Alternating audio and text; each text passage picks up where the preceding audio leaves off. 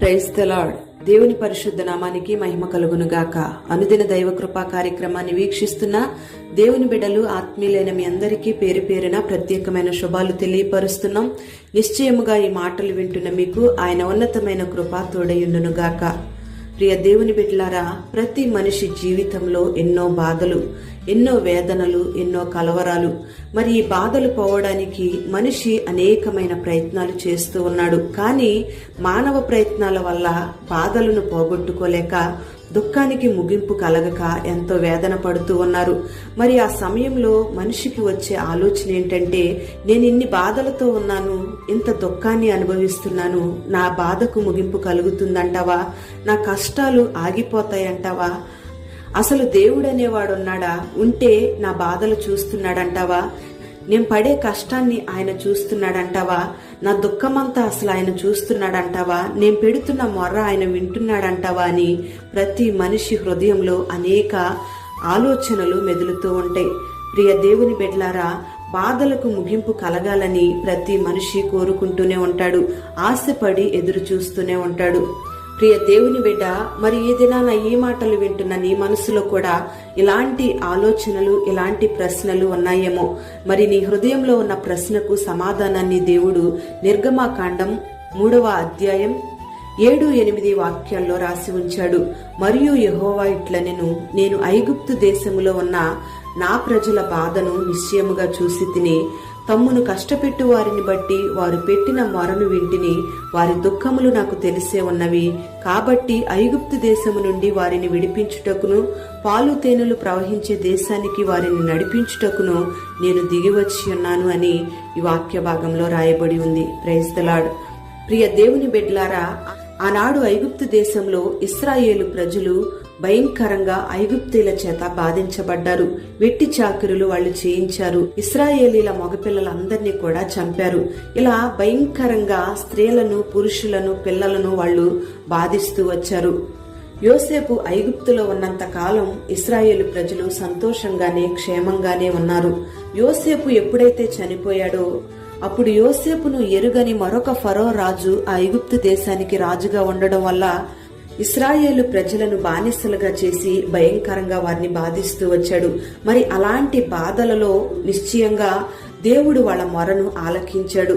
ఈ ఇశ్రాయేలు ప్రజలు, ఇక మన బ్రతుకులు ఇంతేనేమో, ఈ కష్టాలతోనే మనం చనిపోవాలేమో, ఇక మనకు ఎప్పుడు విడుదల కలుగుతుంది అని బాధపడుతూ వాళ్ళు దేవునికి మొరపెట్టారు. నిశ్చయంగా ఇశ్రాయేలీయుల ప్రజలు పెట్టిన మొరను దేవుడు విన్నాడు. విని వాళ్ళ దుఃఖాన్ని చూసి వాళ్ళ బానిసత్వపు బ్రతుకుల్లోంచి వాళ్లకు విడుదల కలుగు చేసి వాళ్లను పాలు తేనెలు ప్రవహించే దేశంలోకి నడిపించాడు.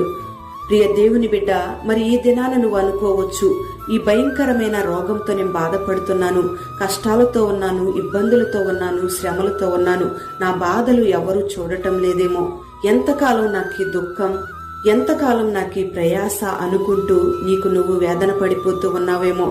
మరి ఇశ్రాయేలీలు మొరపెట్టినట్టుగా నువ్వు ఆయనకు మొరపెట్టగలిగితే నిశ్చయముగా నీ బాధలలోంచి ఆయన నీకు ఒక విడుదల కలుగు చేసి నిన్ను నిశ్చయముగా ఆశీర్వదిస్తాడు.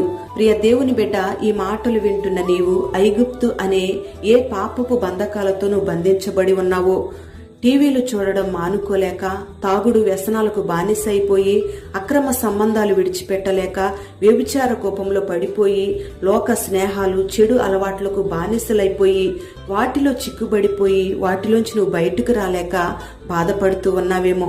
ఒకవేళ నీ జీవితంలో వివాహం జరగక, పిల్లలు లేక, సరైన ఉద్యోగం నువ్వు సంపాదించుకోలేక, నువ్వు చేస్తున్న బిజినెస్ లో నష్టాన్ని చూస్తూ, ఏ పరిస్థితులను బట్టి నువ్వు కృంగిపోయి వేదన పడిపోతూ, బాధపడిపోతూ, కుమిలిపోతూ ఉన్నావో, ఈ దినాన నువ్వు ఇశ్రాయేలు ప్రజల వలె మొరపెట్టగలిగినట్లయితే దేవుడు నిశ్చయంగా నీ మొర ఆలకించి నీకో గొప్ప విజయాన్ని దేవుడు కలుగు చేయబోతూ ఉన్నాడు. నీ ప్రయాసకు తగిన ప్రతిఫలాన్ని నా దేవుడు నీకు అనుగ్రహించబోతూ ఉన్నాడు. ప్రియ దేవుని బిడ్డలారా, యాకోబు జీవితాన్ని మనం గమనిస్తే, యాకోబు తన మామ ఇంటికి ఒంటరిగా వెళ్ళాడు.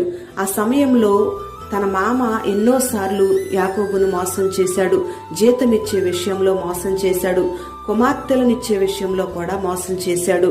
అప్పుడు యాకోబు తన కష్టానికి ప్రతిఫలం దొరక్క దేవుని సన్నిధిలో ఎంతగానో మొర్రపెట్టాడు.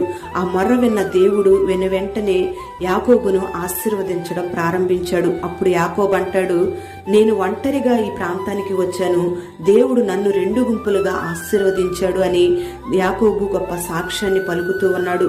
ప్రియ దేవుని బిడ్డలారా, మరి ఈ దినాన యాకోబు వలె నీ జీవిత పయనంలో ఒంటరిగా ప్రయాసపడుతూ ఉన్నావేమో. ఎన్నో వేదనలతో, కలవరాలతో, కష్టాలతో నీ జీవితాన్ని ఒంటరిగా ఈడ్చుకుని వెళ్తూ ఉన్నావేమో. నా దేవుడు నిశ్చయంగా నీ బాధను చూస్తున్నాడు, నీ కన్నీటిని చూస్తున్నాడు, నీ మొరను వింటూ ఉన్నాడు. మరి యాకోబు మొరపెట్టినట్లుగా, ఇశ్రాయేలీలు మొరపెట్టినట్లుగా నీ శ్రమలో నువ్వు దేవునికి మొరపెట్టినట్లయితే నిశ్చయంగా నీ మొర ఆలకించి ఆ బానిసత్వపు బ్రతుకుల్లోంచి, ఆ పాపపు ఊబిలోంచి, కష్టాల కడలిలోంచి దేవుడు నీకు ఓ గొప్ప విడుదలను కలుగు చేసి నిశ్చయంగా నిన్ను ఆశీర్వదించబోతూ ఉన్నాడు. మరి ఈ దినాన అట్టి అనుభవాన్ని దేవుడు నీకు అనుగ్రహించి నిన్ను బలపరిచి, ఓదార్చి, ధైర్యపరిచి నిన్ను నడిపించునుగాక. ప్రార్థన. పరిశుద్ధుడవైన తండ్రి, ప్రేమ కలిగిన దేవా, నీకు స్తోత్రం చెల్లిస్తున్నాం. ఈ దినాన ఈ మాటలు వినని బిడ్డలందరినీ కూడా మీరు ఆశీర్వదించండి. కష్టాల కడలిలో, ఎన్నో భయంకరమైన వేదనకరమైన పరిస్థితుల్లో కొనసాగుచున్న నీ బిడ్డల హృదయాలలో ఉన్న వేదనను చూసి మీరు ఒక చక్కటి ధైర్యపరిచే మాటను మీరు మాట్లాడుతూ ఉన్నారు. మీ దుఃఖాలు నాకు తెలిసే ఉన్నాయని, మీ కన్నీటిని నేను చూస్తున్నానని మీరు ఆదరిస్తూ ఉన్నారు. ఈ మాటలు విన్న నీ బిడ్డలందరినీ కూడా సమస్యల వలయంలోంచి విడుదల కలుగు చేసి, బానిసత్వపు బ్రతుకుల్లోంచి, పాపపు ఊబిలోంచి, కష్టాల కడలిలోంచి ఒక విడుదల కలుగు చేసి నీ బిడ్డలకు జయమివ్వండి. యాకోబును ఆశీర్వదించినట్లుగా ఇశ్రాయేలు ప్రజలు పెట్టిన మొరను విని వారిని పాలు తేనెలు ప్రవహించే దేశానికి నడిపించినట్లుగా నీ బిడ్డలను ఒక ఉన్నతమైన ఆశీర్వాదాలతో నడిపించమని ప్రార్థన చేస్తున్నాం. శ్రేష్టమైన దీవెనలతో నీ బిడ్డలు మీరు నింపండి. ఈ మాటలు విన్న నీ బిడ్డలు పేరు పేరున దీవించి ఈ దినమంతా సన్నిధి తోడుగా ఉంచి వారు చేస్తున్న పనులన్నిటిలో దీవెన కలుగు చేసి మహిమ, ఘనత, ప్రభావాలు మీరు పొందుకొనమని నజరేయుడైన యేసు నామములో అడుగుచున్నాము తండ్రి. ఆమేన్.